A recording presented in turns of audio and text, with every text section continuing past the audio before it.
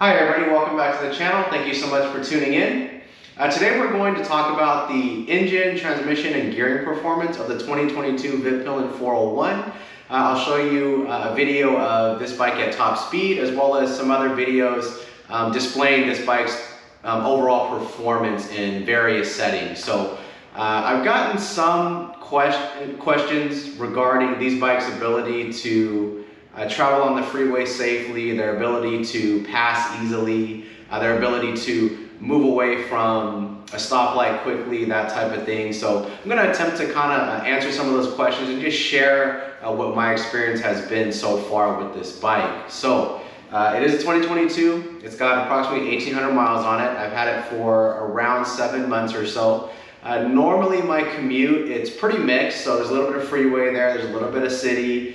Generally there's going to be some traffic, so I've got a pretty good sense of these bikes and their mannerisms in most settings that most street riders would encounter. So this bike here, it has had some modifications. So it's had it's got the Coober catless header on it, factory resonator, has the muffler delete, Fuelx Lite for fueling, and it has a DNA stage 2 airbox lid.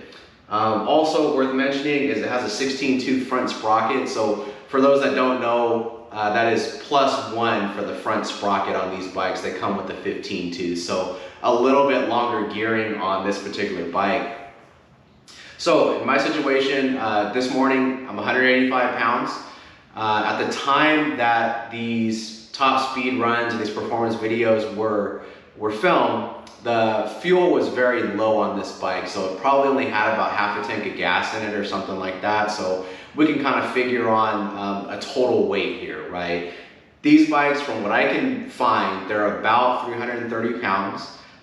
Some publications are reporting the 333 pounds, so we'll say somewhere around there. This bike, I've taken some weight out of it. I've got a video on how to remove 20 pounds from these bikes. So I did all those modifications. So remove the skid plate, remove the mirrors, remove the hugger, reflectors, all that stuff. Took the cat off, actually took both cats off. So it's probably down about 23 pounds or so, something like that, at least from what I could tell. So take that into account, 330 pound bike minus around 23 to 25 pounds of weight savings, and then add back a 185 pound rider, and it had about a half a tank of gas in it, so we can kind of get an idea. But yeah, I mean, overall my impression, my experience with this bike has been really good as far as performance goes. It's got plenty of performance down low. I know most people get 0 to 60 times right around 5.1 or so, 5.3, something like that. 0 to 60 on motorcycles is always going to vary greatly depending on the rider, but regardless, a low 5 to mid 5 second 0 to 60, that's going to be plenty to move you away from traffic, right? So it's definitely not performance figures. It's definitely not a fast bike. I would definitely not say that.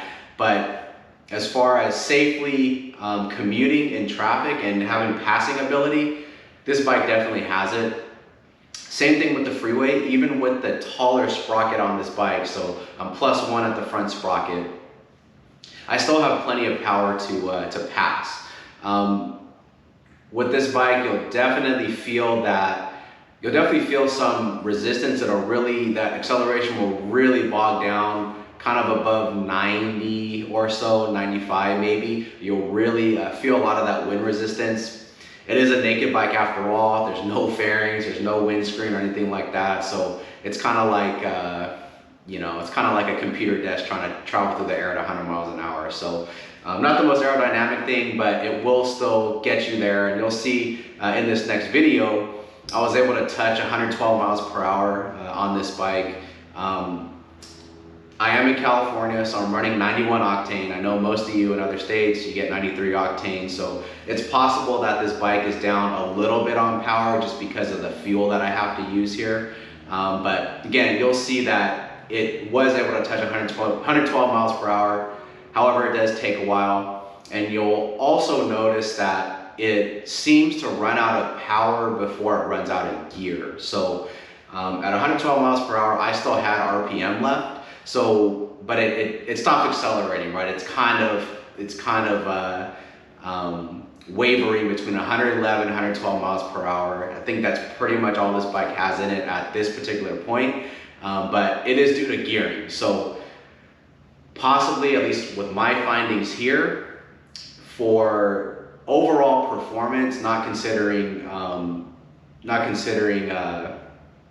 commuting, comfort, and things like that, possibly the best thing to do is maybe leave the front sprocket at 15 teeth and then going up 1 tooth at the rear sprocket. So just so you guys know, 1 tooth change in the front is supposed to be equal to around 2 teeth changes in the back. So from what I can see, that's probably best. 15 in the front and then maybe a +1 in the back. But anyways, guys, check out the video here and you'll see it's this bike's top speed performance.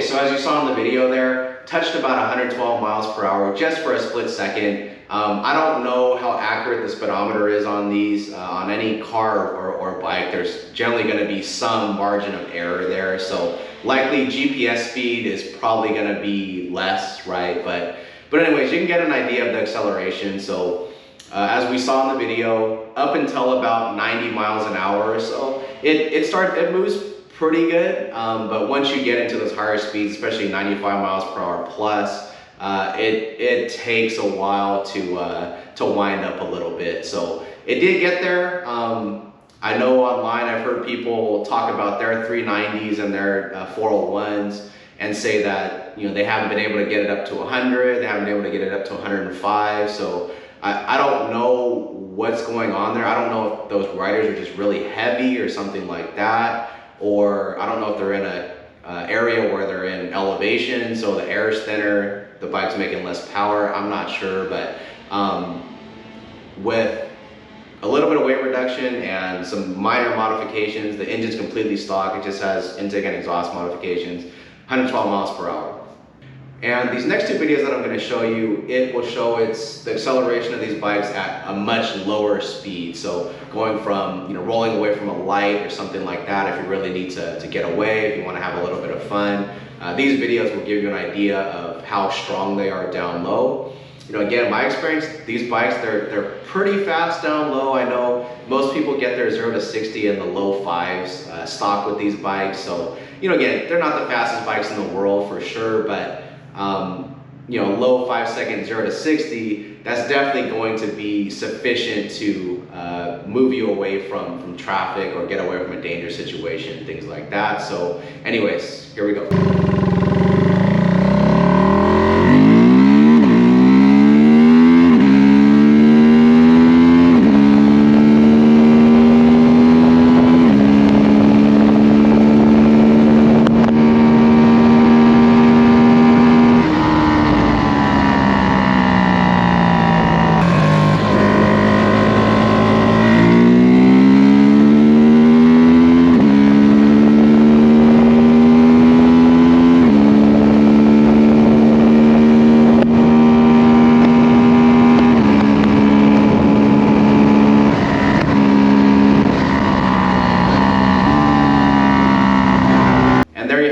So that's the top speed of these bikes. That's kind of my experience with the acceleration and performance of these little 373cc bikes. So thank you so much for joining me. Really appreciate it. If you have any questions, please comment below.